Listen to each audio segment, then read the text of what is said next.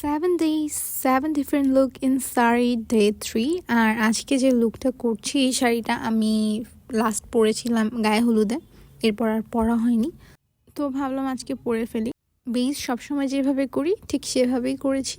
তারপরে ব্লাশের জন্য cream blush, কন্ট্রোরের জন্য ক্রিম কন্ট্রোর করছি।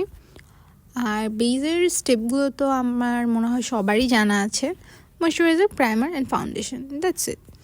আর এক্সট্রা করে যদি বাইরে যান সকালবেলা তাহলে দিবেন সানস্ক্রিন। আমার যে কন্ট্রোরের শেডটা ছিল সেটা আমি চুজ করেছিলাম আমার থেকে অনেক শেড ডার্কার একটা কনসিলারের শেড, ওটা দিয়ে আমি কন্ট্রোল করলাম। ব্লেন্ড করার জন্য বিউটি ব্লেন্ডার ইউজ করেছিলাম, তারপর একটা সেটিং পাউডার দিয়ে সেট করে নিয়েছি। আই লুকে চলে যাচ্ছি। আই লুকের জন্য এরকম একটা পিঙ্ক শেড নিব।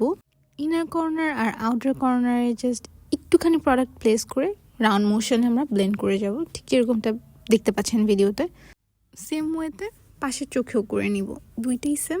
কালারটা আমরা জাস্ট প্লেস করব এবং সার্কুলার মোশনে ব্লেন্ড করতে থাকবো। এবার আমি আমার আউটার কর্নারে আইলিড বরাবর আমি পার্পল শেডটা দিয়েছি। এবার এটাকে খুব ভালো করে ব্লেন্ড করতে হবে।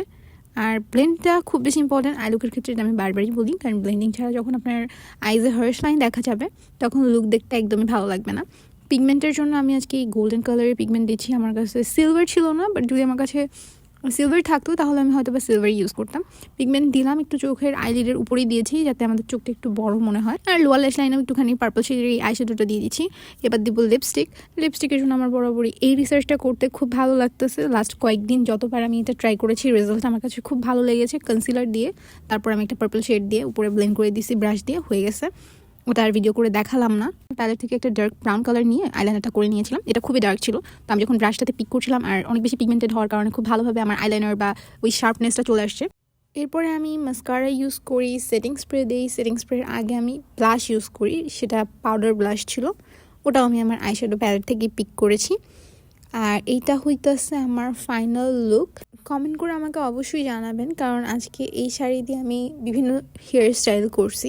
এটার মধ্যে কোনটা আপনাদের কাছে ভালো লাগতেছে অবশ্যই কমেন্ট করে জানাবেন আমাকে।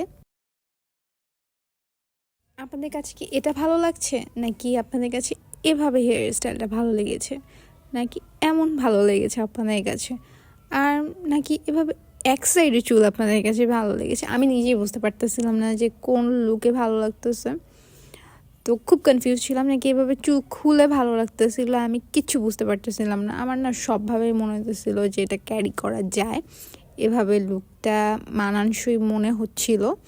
তো বাকিটা আপনারা অবশ্যই কমেন্ট করে জানাবেন যে আপনাদের কাছে কোনটা ভালো লেগেছে। আজকের মতন এতটুকুই, টাটা।